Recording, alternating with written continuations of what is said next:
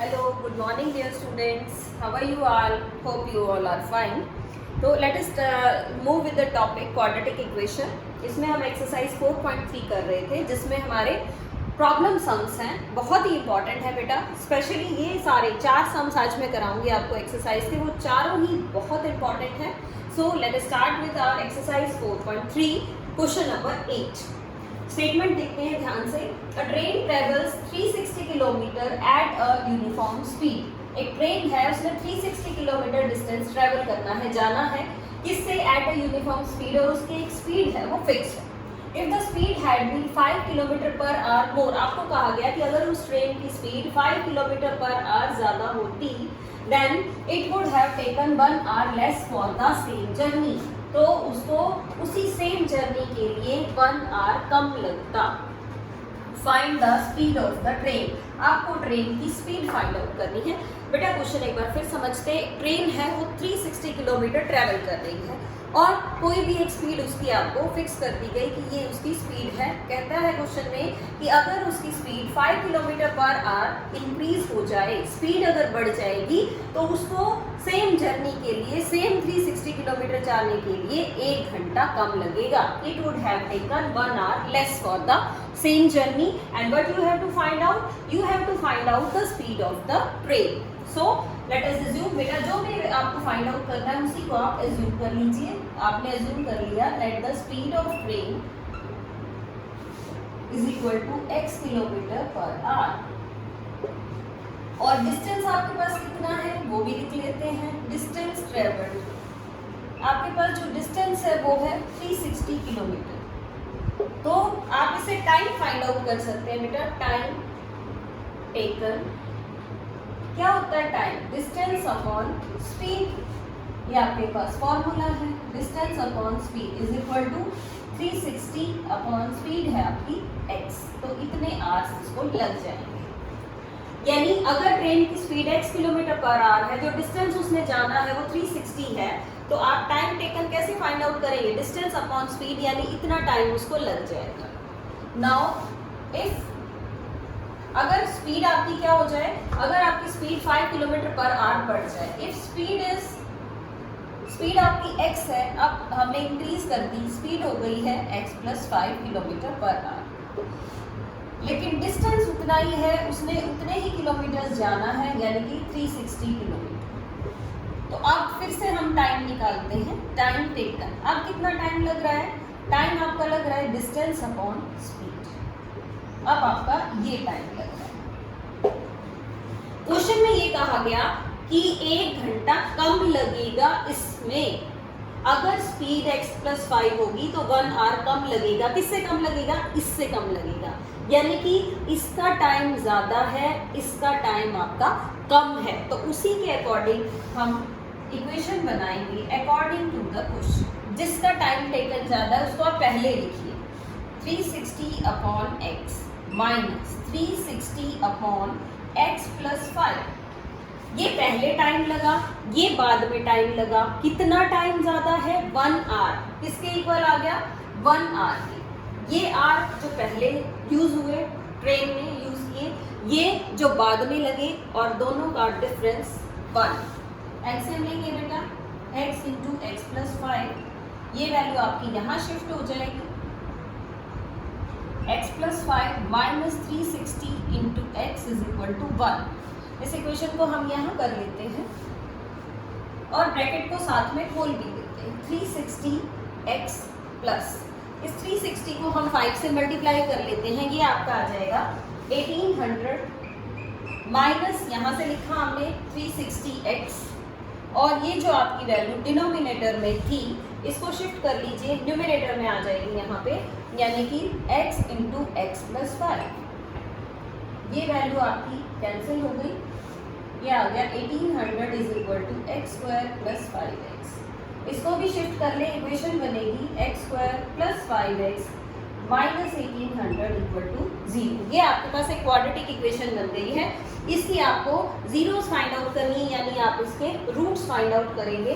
तो middle term splitting लगा लीजिए या क्वाड्रेटिक फॉर्मूला. मैं मिडिल टर्म स्प्लिटिंग लगा रही हूँ. मैं लिख रही हूँ 45x माइनस 40x.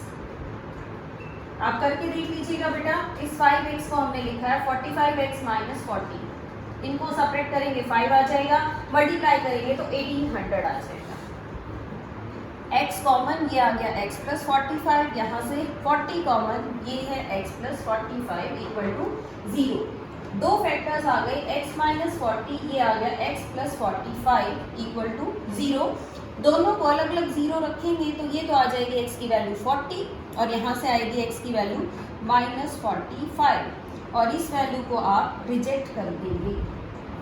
क्यों करेंगे बेटा रिजेक्ट? इसलिए रिजेक्ट करेंगे क्योंकि जो स्पीड है आपकी वो नेगेटिव नहीं हो सकती। हमने x क्या एज्यूम किया था? हमने x मानी थी speed of the train, it can never be negative, so we have to reject it. तो आप क्या लिखेंगे लास्ट में? So speed of the train, speed of train क्या आ गई? Speed of train 40 kilometre per hour, ये आपकी स्पीड आ गई।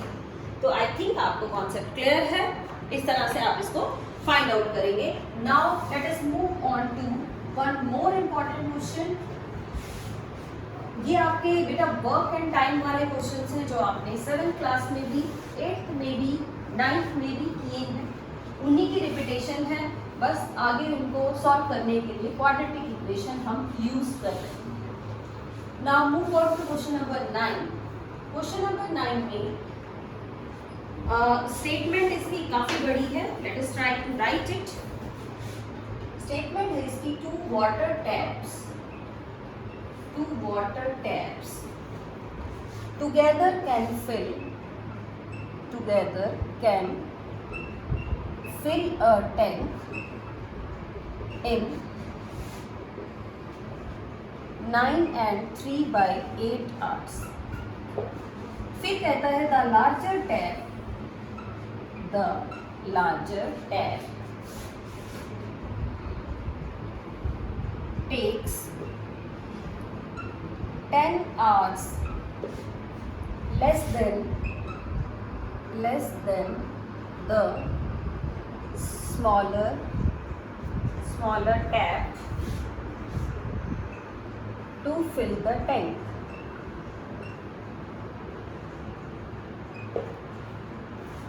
Find the time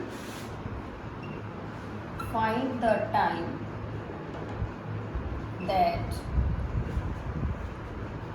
each tap can take to fill the tank separately। Statement देखते हैं बेटा एक बार ध्यान से। क्या कहा गया है क्वेश्चन में आपको? Two water taps together can fill a tank. दो वाटर टैप है आपके पास, दोनों मिलके उस टैंक को 9 and 3/8 आवर्स में फिल कर देते हैं। फिर आगे कहा गया द लार्जर टैप मीन्स जो बड़ा टैप है, टेक्स 10 आवर्स लेस, वो 10 घंटे कम लेता है किससे? Than the smaller tap to fill the tank. यानी बड़े वाला टैंक 10 घंटे कम लेता है छोटे वाले टैंक से, उस टैप से उसको फिल करने के लिए। आपको बताना है find the time that each tap can take to fill the tank separately. आपको बताना है कि दोनों ही टैप कितना टाइम लेंगे टैंक को अलग अलग भरने के लिए। दो टैप दिए हुए बेटा, एक छोटा है एक बड़ा है। छोटे वाला टैप ज्यादा टाइम लेगा टैंक को भरने के लिए और बड़े वाला टैप कम टाइम लेगा भरने के लिए। तो हम क्या करते हैं, हम एक का टाइम एज्यूम कर लेते हैं। हमने मान लिया कि लार्जर टैप का मान लिया हमने, लेट द लार्जर टैप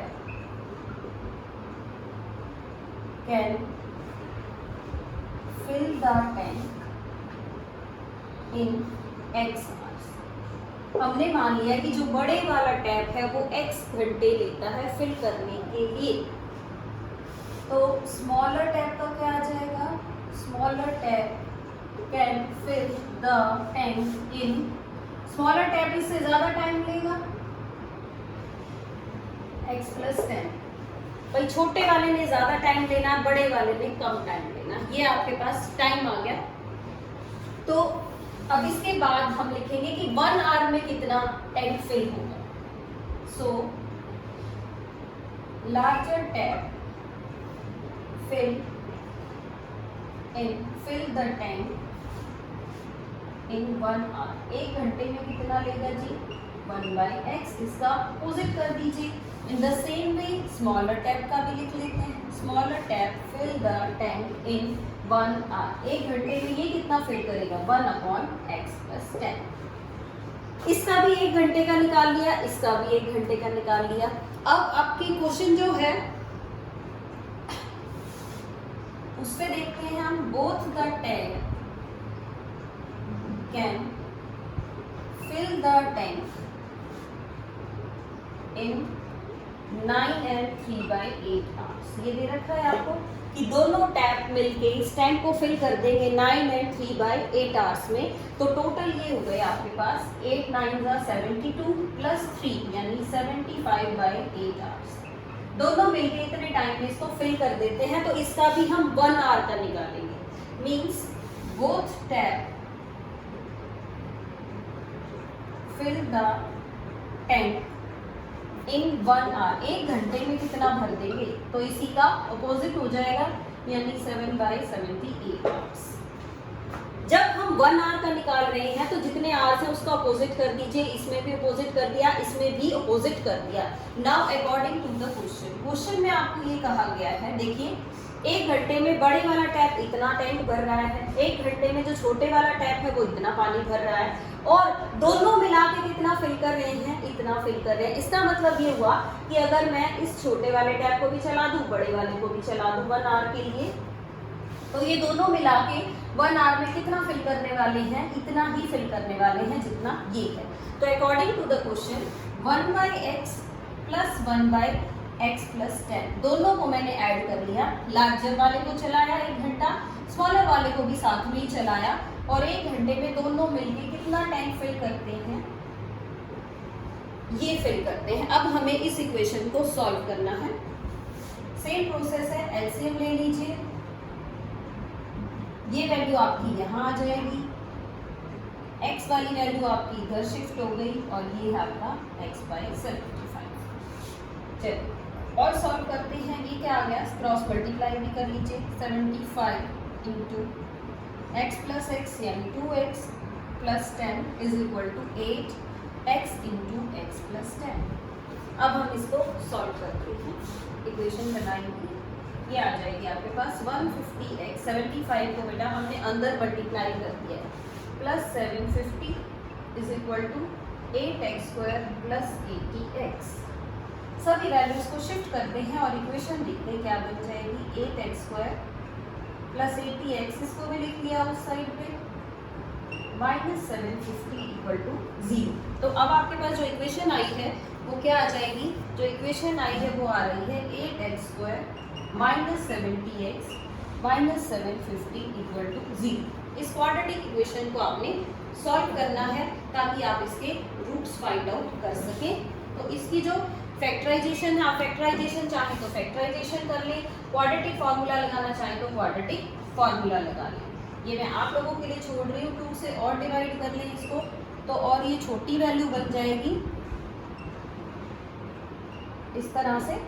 अब इसके आप रूट्स निकालेंगे, that is up to you. मैं इसकी वैल्यूज लिख रही हूँ, जो रूट्स आएंगे वो x की जो वैल्यूज है वो आ रही हैं, एक आ रही है 15 और एक आ रही है -20/4। तो आपको इस वैल्यू को क्या करना है, इस वैल्यू को आपको रिजेक्ट करना है। वाई टू रिजेक्ट, बिकॉज हमने क्या लिया है, आर्स लिए हैं। आर्स क्या नेगेटिव हो सकते हैं, नहीं हो सकते। तो जो आपका बड़ा टैप है वो वाटर फिल करेगा 15 आवर्स में, और छोटे वाले ने उससे 10 घंटे ज़्यादा लेने हैं, तो जो छोटे वाला टैप है वो वाटर फिल करेगा आपका 25 आवर्स में। So I think it is also clear to you. Now let us move on to our next question, that is question number 10. Okay. Now question number 10 में फिर से आपके पास ट्रेन वाला ही क्वेश्चन है। Train की स्पीड्स की बात की हुई है कि एक ट्रेन है और दूसरी एक्सप्रेस ट्रेन, एक पैसेंजर ट्रेन। तो उससे रिलेटेड वही सेम फॉर्मूला हम यूज करेंगे, डिस्टेंस और टाइम वाला, और क्वेश्चन को करते हैं। क्वेश्चन नंबर 10 है आपका, इसमें कहता है a express train and express train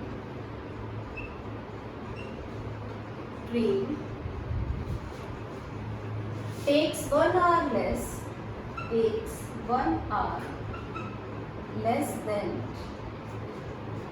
the passenger train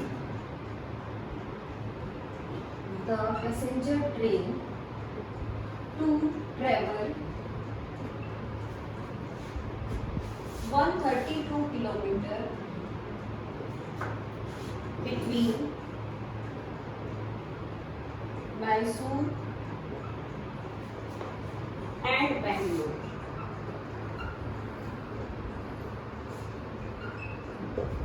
फिर आगे कहता है if the average speed of express train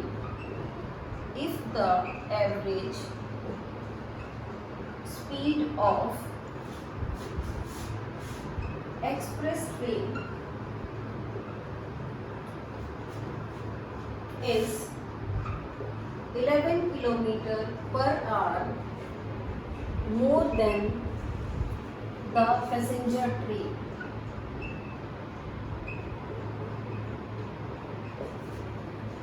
then find the average speed of both the trains. हाँ जी बेटा, अब स्टेटमेंट को समझने की कोशिश करते हैं। आपके पास दो ट्रेन दी हुई है इस क्वेश्चन में, एक एक्सप्रेस ट्रेन है, एक पैसेंजर ट्रेन है, और वो एक्सप्रेस ट्रेन और पैसेंजर ट्रेन दोनों कहाँ जा रही हैं? वो 132 किलोमीटर का डिस्टेंस ट्रेवल करेगी मैसूर से बेंगलोर के बीच। फिर कहता है कि अगर एक्सप्रेस ट्रेन की स्पीड 11 किलोमीटर ज़्यादा होगी किससे? पैसेंजर ट्रेन से। पैसेंजर ट्रेन में पैसेंजर्स होते हैं, वो रुक रुक के चलती है, उसकी स्पीड कम होती है। जो एक्सप्रेस ट्रेन है उसकी स्पीड पैसेंजर ट्रेन से ज़्यादा होती है। तो आपको बताना है दोनों ही ट्रेन की एवरेज स्पीड बताना। तो आपकी मर्जी है, आप या तो पैसेंजर ट्रेन की एज्यूम कर लीजिए या आप एक्सप्रेस ट्रेन की एज्यूम कर लीजिए। मैं एज्यूम कर रही हूँ पैसेंजर ट्रेन की स्पीड। मैंने कहा let speed of passenger train, speed of passenger train हमने एज्यूम कर ली x किलोमीटर पर आवर। तो एक्सप्रेस ट्रेन की स्पीड कितनी है? पैसेंजर से 11 किलोमीटर पर आवर ज़्यादा है। तो स्पीड ऑफ एक्सप्रेस ट्रेन क्या बन जाएगी? एक्सप्रेस ट्रेन की जो स्पीड होगी वो इससे 11 किलोमीटर ज़्यादा होगी, यानी x + 11 किलोमीटर पर आवर। अब देखते हैं डिस्टेंस। डिस्टेंस कितना है मैसूर से बेंगलोर का? डिस्टेंस आपका फिक्स है 132 किलोमीटर पर आवर। अब हम दोनों का बेटा टाइम निकाल लेते हैं, क्योंकि टाइम दे रखा है ना आपका 1 आवर, ये लेस लेगी, ये ज़्यादा लेगी। तो हम लिख लेते हैं टाइम टेकन बाय पैसेंजर, कितना टाइम पैसेंजर ट्रेन लेगी। टाइम के लिए वही सेम फॉर्मूला आपका, distance upon speed. Distance upon speed, passenger train की स्पीड क्या है? x, तो ये इतने आवर्स लेगी आपकी। अब हम लिखते हैं time taken by express train. Express train भी डिस्टेंस तो उतना ही है, लेकिन एक्सप्रेस ट्रेन की स्पीड ज़्यादा है, x + 11। तो ये टाइम पैसेंजर ट्रेन ले रही है, ये टाइम आपकी एक्सप्रेस ट्रेन ले रही है। क्वेश्चन में कहा गया था कि एक्सप्रेस ट्रेन कम टाइम लेगी, पैसेंजर ट्रेन ज़्यादा लेगी। तो इसका मतलब पैसेंजर ट्रेन और एक्सप्रेस ट्रेन का जो टाइम है उनका डिफरेंस 1 है। हमने आगे वही लिखना है जिसने टाइम ज़्यादा लेना है। टाइम ज़्यादा हमारी पैसेंजर ट्रेन लेगी क्योंकि वो स्लो चलती है।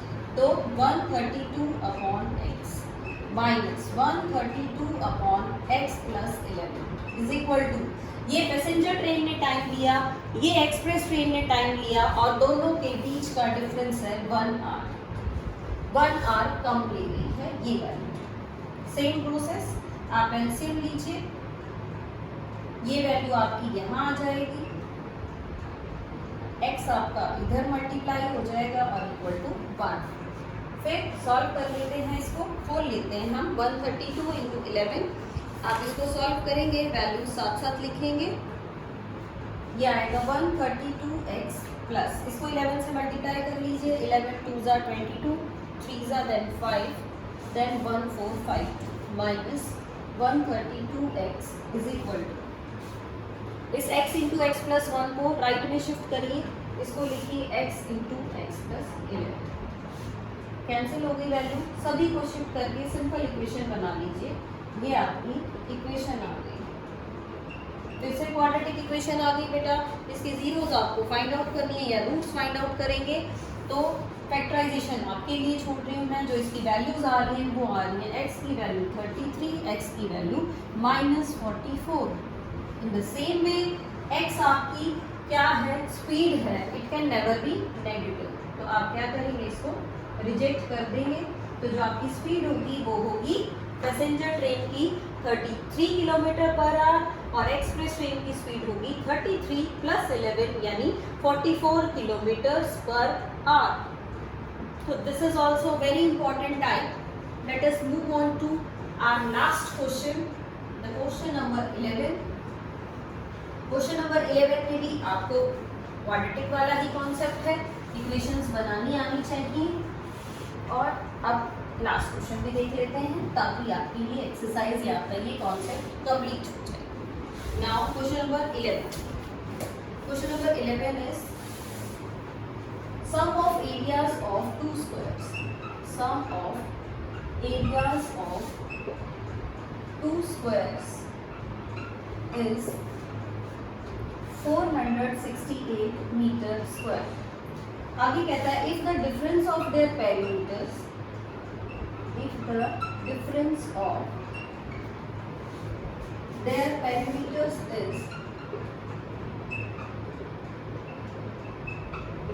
is 24 meter, then find the sides of the square, sides of the squares। देखिए बेटा क्वेश्चन को समझते हैं। इस क्वेश्चन में दो स्क्वायर्स हैं आपके पास, एक स्क्वायर बड़ा है एक छोटा है, मान लीजिए इस तरह से, एक ये स्क्वायर है और एक ये स्क्वायर आपके पास बड़ा है।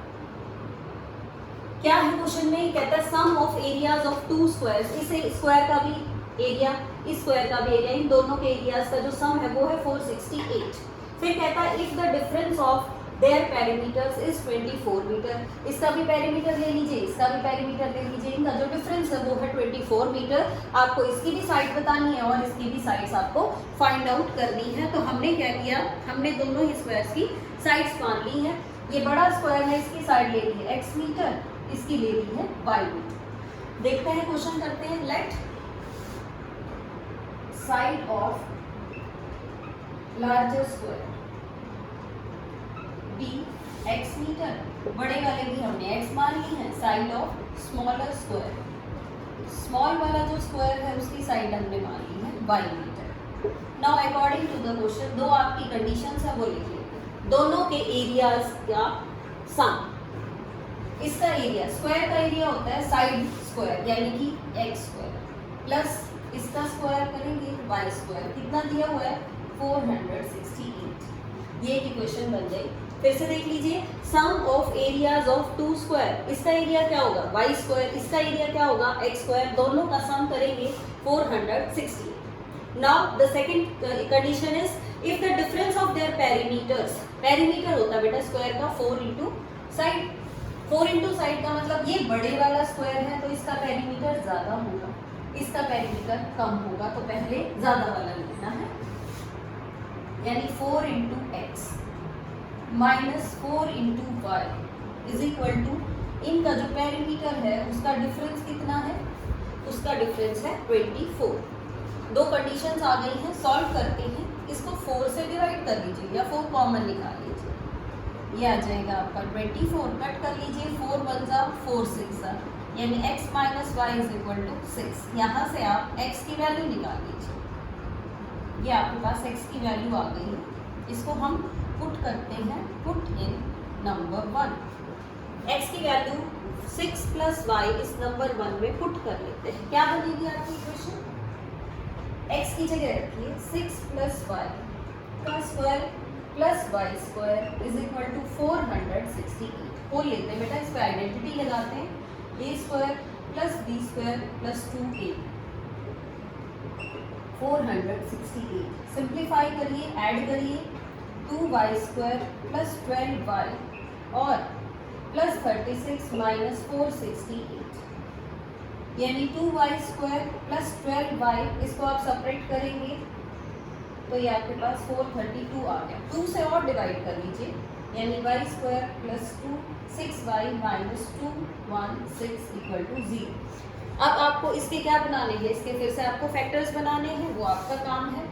y की दो वैल्यूज आ रही है, एक 18 और एक आ रही है -12। फैक्टर दिख गए होंगे आपको, 6 है, 6 को आप 18 माइनस 12 लिख सकते हैं। सेम वे ये वैल्यू तो आप रिजेक्ट करेंगे क्योंकि स्क्वायर की साइड है नेगेटिव, नहीं हो सकती। तो answer is the larger square की जो साइड है, सॉरी स्मॉलर स्क्वायर की जो साइड है वो आएगी 18 मीटर, और लार्जर वाले की कितनी आ जाएगी, लार्जर वाले की आप इसमें पुट करके निकाल सकते हैं नंबर 1 में, इस इक्वेशन में।